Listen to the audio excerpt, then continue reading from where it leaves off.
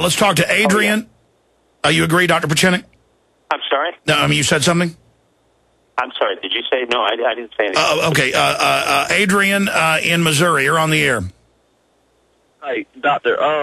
My question is, after all of this shenanigans is going on with Osama being dead and everything, and Obama trying to get reelected, after all of this is done, you know, after that announcement in 2012 that he has won the presidency again or whatever, how do you think America is going to react? You know what I'm saying? Like, what his approval rating is going to be, and if they stoop so low again, how will he try to get America back on board? What You know, that's an excellent question, Adrian. I really think about it, and I don't know the answer, but this is what I would speculate. Our unemployment is still remaining high. We have had capital investments, but we're not doing it into major projects like railroads, which we need, bridges that have to be reconstructed, houses that have to go. We need to get that unemployment, 10 to 19 million people back on the job. He will get reelected, and he will probably do whatever he needs to do, which is an agenda that is not clear at this point. But he will continue to push through Obamacare, which will be a disaster for our health program. Unemployment will probably remain high. And he will keep the military positioned in the areas where we don't need it, and basically our capital cronyism will continue. But I warn of two things: the food prices and gas prices will continue to rise. Food prices have risen 35% because we decreased the value of the dollar. The commodity prices went up. But Adrian, it's an excellent question. The sheep does not change his color. I mean, basically, he's going to be what he's always been. He's going to accommodate to the moment and to the interests of the people for whom he works, which is not the United States of America. The banking, primarily in Wall Street and the transnational corporations. But it's an excellent question. I can't really further detail things out other than the fact that we're headed for more and more economic crisis. All if right. we default on our debt, we are in major, major problem. And that's already basically happening with the monetization. They're just not doing it in one big bang. They're slowly killing it. But Geithner wanted to raise the debt ceiling. Now Treasury is announcing that they are maybe going to keep it under. Here's the headline: Treasury to take steps to stay below debt ceiling. That's what Standard & Poor's said. They said it's the increased spending. Raising the debt ceiling is why we have a negative outlook on you keeping AAA. And then he came out 2 weeks ago and said that if we didn't raise it, that would cause the default. But now they're shifting gears, saying, okay, they may have to cut. Are they starting to get some reality, Dr. Pieczenik? No, not really. What they're doing is playing with money. Remember, every currency is denominated still in the dollar system. And as long as the dollar system is there, the Federal Reserve will control it. At Bretton Woods, right after World War II in New Hampshire, a lot of smart men made sure that everything around the world was denominated in dollars. Where we're going to have the major problem and crisis is that we will have an inflationary spiral that they cannot control. And so that's why gold keeps going up out of fear. Yeah, in and of itself, gold has no value other than historical value, aesthetic value, whatever. But the bottom line is, economically, we're not in a position unless we keep manufacturing. One of the great things about the state of Texas is that you really are very independent in many ways in terms of resources, manufacturing, and oil. We have enough oil in the United States to start drilling here. Gas, oil, everywhere from Montana down to Texas, Oklahoma. But the cronies want to keep it shut down so they can make more money on their foreign investments, another form of artificial scarcity. Dr. Pieczenik, I want to put bookends on this historic, now almost 2-hour interview. We're going to go into super overdrive, commercial-free after this 1-minute break. Let's just do 10 minutes together because I have to go do some media interviews. And then I want to try to call you later today if you're available so we can have a private discussion about some future things to move to get the public to wake up to what's happening. Just amazing information. But please, let me twist your arm for 10 more minutes on the other side so I can promise to get to Bill, Pat, Trevor, and a few others. We'll be right back in super commercial-free overdrive only at Infowars.com on the streams. You're letting it all hang out today, and we've talked privately during the breaks. It's more to come, believe me. This is just the beginning.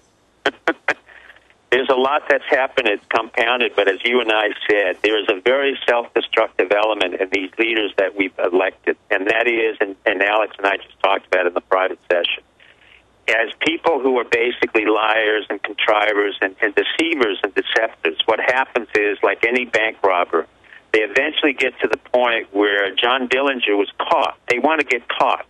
And they get a certain thrill out of the notion that the more crises they create and the more deceptions they create, that really is a turn-on for them, and it allows them to exert the power and manipulation, deception that they're trained in. They're not trained for honesty. They're not trained to implement. They're not trained to be direct.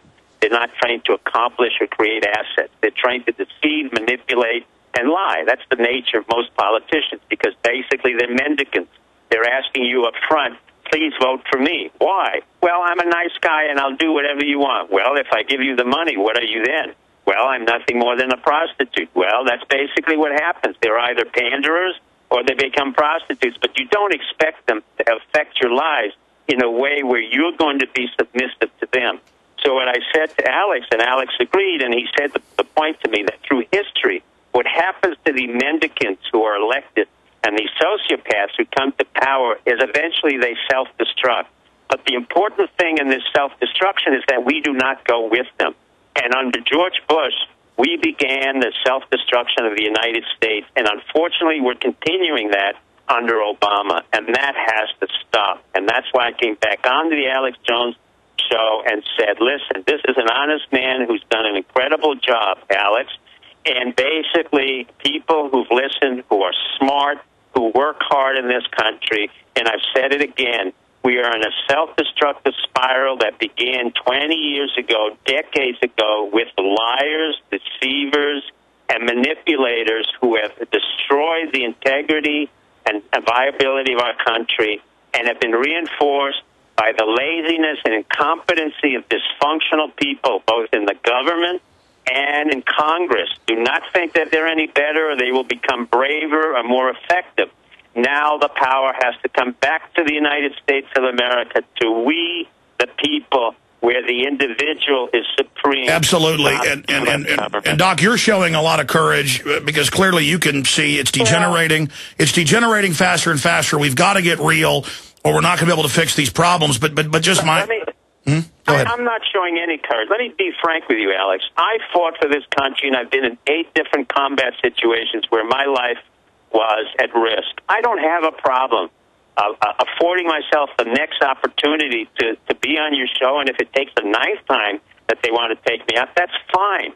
But the issue is I'm not any more courageous than an American who has to go to work, has to take 2 jobs, has to support his family, has to pay food prices that are 30% higher, Medicare that's unbelievably not reflective of the times, where doctors have to be on call 24/7, or your father has to be a dental surgeon and has no backup and no guarantee that he will make a living. This is not the American way. All I'm trying to say to America, I'm not a hero. I'm just another American who happened to have the opportunity to serve 5 presidents. I left. I didn't ask for a pension. No, I understand, but you're engaging in common sense and dealing with a problem. But that's all I am. It doesn't matter what my degree is, but I am disgusted beyond belief to tell you this cannot continue. The deception and lies of just another president with another Congress and another White House creating this nonsensical psychological operation, treating us as if we were children, stupid. And the media as if they were stupid and children, and creating this ridiculous circus of nationalism, patriotism, when in fact they're cowardly, they're deceptive, they're ineffectual, and they're dysfunctional. That's not acceptable. That's sick. In closing, before we take 2 final calls, Doctor, and this has been amazing, before we go any further, just going back to the basic criminology, the psychology, doesn't take a rocket scientist for me to see the serial killers. They start getting wilder and wilder, wanting to be caught, or they send letters to the police taunting them. And really, I think that's what this is with these ridiculous lies where... Well, it's of course. I mean, they want to be caught, but I will leave with 2 really comments I once said on your radio show, and I don't mean to be very arrogant about this. I said the voice of the people is the voice of God. Let us hear the voice of your people and the American people. Let us say again, it's enough. We don't want any more. It's basically opus deus, vox populus, vox deus. The voice of the people is voice of God.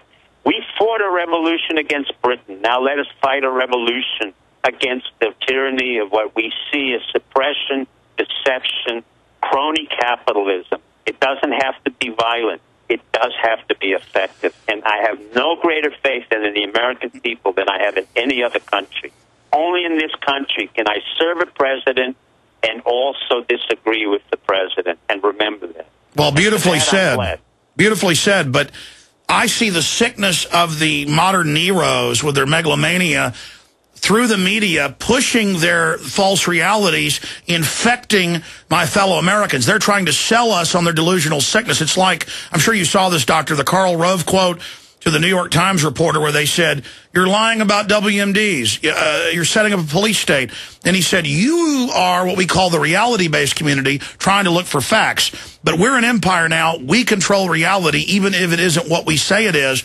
And he was almost trying to break their will and just say, like O'Brien torturing Winston in 1984, I don't want you to say 2 + 2 = 5. I want you to say and believe it's whatever I tell you. Freedom is not having a mind. Freedom is being a slave. And right. So there's... Remember what Thomas Jefferson said very clearly. Every generation must fight to have its own freedom. If we do not do this now, we will never do it again. Trust me. Karl Rove is nothing but a second-hand sycophant criminal. He is a disgusting individual. There's no reason why he should have come back. He's one of those war crimes.